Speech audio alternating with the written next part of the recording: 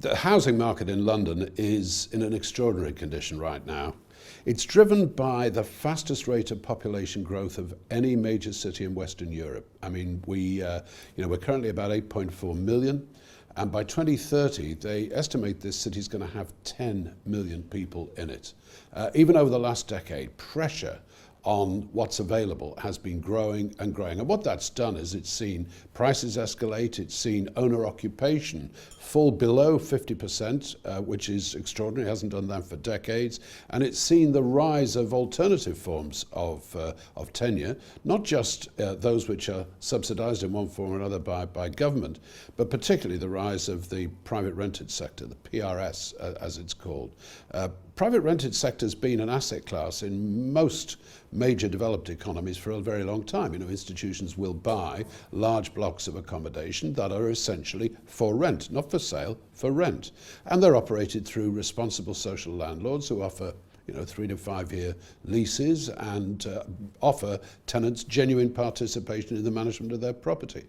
That hasn't been the feature in the UK, and particularly not in London. London's been a mom and pop market in the private rented sector. People buy the odd unit really as in a way, a good investment for their pension scheme. But institutional investment in PRS, the kind that we're contemplating here, is exactly the coming feature of the London market. It really is growing, enormous interest in it, in pension funds across the world, and it will go some way to satisfy a very strong market in London. So what we're seeing is the growth in a rental market where people say, look, we can afford to rent, we simply haven't got the deposit and we can't afford to buy. That's the market which is so important. That's why owner occupation has slipped. And it's a fair question to say, well, is this going to go on? Or is there some bubble effect here? Is this going to burst? And the reality is that whilst we may not see the same levels of growth in prices and the same pressure on housing in future decades, it's very hard to see why in the long-term foreseeable future that this trend won't continue, because this burgeoning population in London, which shows no sign of diminishing, people coming here from all parts of the world and indeed from other parts of the United Kingdom to what is now Europe's real hub city, shows no sign, as I say, of reducing. What's reassuring about the London housing market is the government, central government and the London government is absolutely committed to increasing housing supply as their number one priority for the capital. I get involved in a lot of the senior debates that go on around London in political circles and in debates among opinion formers, and what's very, very clear is that this is seen as an issue that London simply cannot avoid. We have to do something to house more of our people decently, and so there's plenty of government support, ranging from literally grant aid to provide PRS so that actually it becomes a very affordable product where there may be the need for that kind of aid to deliver the sort of yields we're looking for. I look at the private market where ordinary people who simply want to have a decent place to rent can afford to pay that rent, albeit in the confines of not being able to afford a deposit, are going to provide the kind of stable cash flow which actually makes this such an attractive product. So government is on side, it's on side in terms of cash support, it's on side in terms of planning support. The Mayor of London is deliberately aggregating as much public land as he can so as to be able to release it into the market for this kind of provision, and is particularly keen on the private rented sector. Every one of the indicators we're getting from government is in favour of what we're trying to do. What we'll be looking at is an asset class which is now developing in quite a sophisticated fashion. Classically, when you actually build to rent, first of all, the specification is slightly different, because if you're going to offer people 3 to 5 year rental, you want to give them the kind of facilities that they would associate with owning their own home. That's probably more storage space, slightly bigger rooms, and so on, and do so then on longer tenures, maybe 3 years, maybe even 5 year rent agreements. And the yield from that? Well, in London, given that voids are pretty low and given that frankly, the demand is so high, the yield will probably be something around the net 4.5% mark.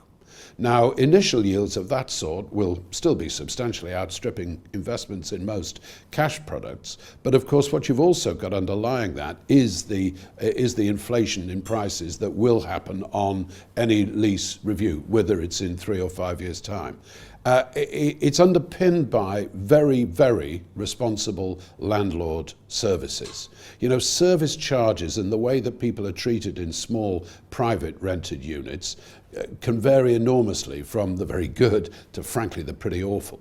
And what the fund will aim to do is to be an exemplary landlord, a for-profit landlord, but an exemplary landlord, offering transparency, offering quality services, engaging with our tenants to make sure that they too are involved in the way that the estate is managed, always transparent, as I say, in terms of the costs that we levy on them, and giving them that real security that allows them to go out to work without worrying about whether they're going to have to be moving in 6 months' time. Now, that kind of asset class for an investor, when you think in terms of the uplift in base values that you get alongside a steady rental income, can deliver internal rates of return, you know, well in excess of 10%. And in today's market, quite frankly, that's a pretty attractive product. It's a very sellable product to pension schemes around the world who are looking for exactly this kind of base to the sort of pension and annuity provision that they need to make.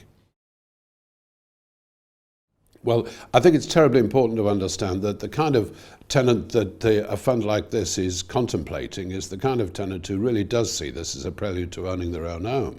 It's the kind of accommodation, for example, where you can bring up a baby for the first couple of years of its life before you as a couple with your child feel the need to maybe go and find somewhere larger, maybe with a garden, and therefore you're looking at a very different type of accommodation. Classically, incidentally, many of those people, of course, as in major cities all around the world, will probably look outside the boundaries of London itself, and that's fine. That kind of turnover is something that we expect and that we believe we'll manage. There won't be a zero vacancy factor in private rented, there never is. But the important key is that we're looking at people here who are essentially professional people. I think the key advantage of building to rent is that in several cases, government support, financial support may be available at extremely advantageous rates, currently 2%. That B, there's a lot of support from local authorities in terms of planning. So if you are prepared to go out and talk initially in terms of PRS, that's the private rented sector, then you do actually have an advantage in terms of getting early planning consent. Construction, of course, is a fairly standard proposition, and we have a panel of potential construction partners headed by Ardmore, who are one of the best construction companies that I've ever come across in London, but with other partners as well available where we need them to make sure we're always getting best value. This is a proposition that can actually deliver real quality. And that real quality can actually therefore translate into pretty early take-up of possessions once we've got them. And we don't anticipate a great problem there. I think, you know, there's no doubt that in the decades to come, and we're going to be looking, let's say, 20, 30 years ahead as a reasonable timescale, that actually the proportion of people who live in rented accommodation as distinct from owner occupation is going to continue to increase. And that's simply because more of the people who come into this city will find themselves in a position where rental is their only practicable option, and where there is an increasing amount of that kind of rental facility available to them.